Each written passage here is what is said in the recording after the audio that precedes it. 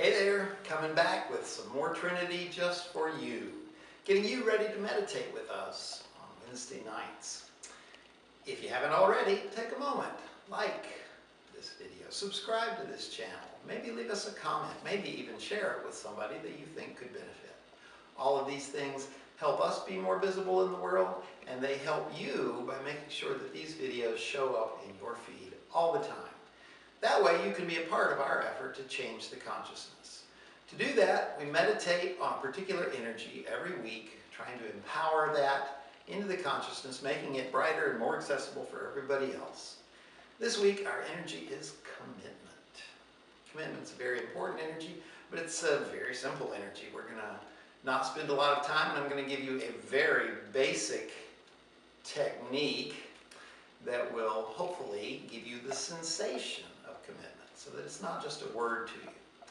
Commitment, if you think about it, is that thing that makes you stand up and face a problem and not back down and not run away and commit by standing in your space and joining with people and keeping your word and all of these solid, unbreakable, not moving things. And if that's what commitment is all about, then do you think this is a good picture of commitment? The answer is no. If you're leaving the moment in any way, you're really not embodying commitment.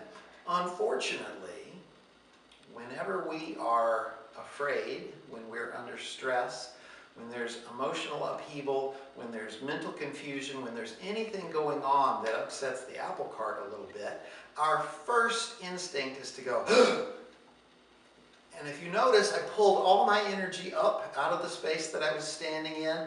I stopped breathing, which stops the flow of energy. So basically, I'm leaving that space. In that moment, I was not standing strong in commitment. I was bailing. The very opposite of commitment. We do this all the time. Even in places where we say, I'm here for the long haul, I'm in it to win it, I am committed. As soon as something goes, bah, we go, and we suck our energy up, we disconnect from the ground, we stop breathing. All of this tells our subconscious, you're not really committed. You're not standing strong here. You're not taking a firm stance and not being moved. You are ready to bail on this moment. You're halfway out the door. As you can see, that really undermines the ability for us to feel the energy of commitment when we are constantly telling our subconscious, I'm not really very keen on staying in this space, in this moment, in this creation. So to help you overcome that, we're going to do what I consider to be the most basic thing that you can do in a self-defense situation. And no, it's not a particular technique, it's breathing. If you're in a crisis situation, the worst thing you can do is stop breathing. Because as I've said, when you stop breathing, it stops that flow of energy through you. You stop being a creator in that moment. You stop being able to bring your energies to bear, your courage, your safety, your ingenuity, your discovery, your protection, all of these things that might really help you in a crisis situation, no longer available because you're not a flowing energy system anymore. That's what the breath is, really. It is the way to use and engage that flowing energy inside of you. So a very simple thing that you can do to help yourself in a potential crisis situation and to build up a wonderful habit of not bailing out on every moment is when you are aware that you have some sort of impact on you. I'm scared, you know, a cop just drove by and I know I'm not doing over the speed limit, but my heart did a little okay, well in that moment, stop and breathe. Put your hand on your solar plexus, down near your tummy, and feel it push out as you breathe in, and in as you breathe out.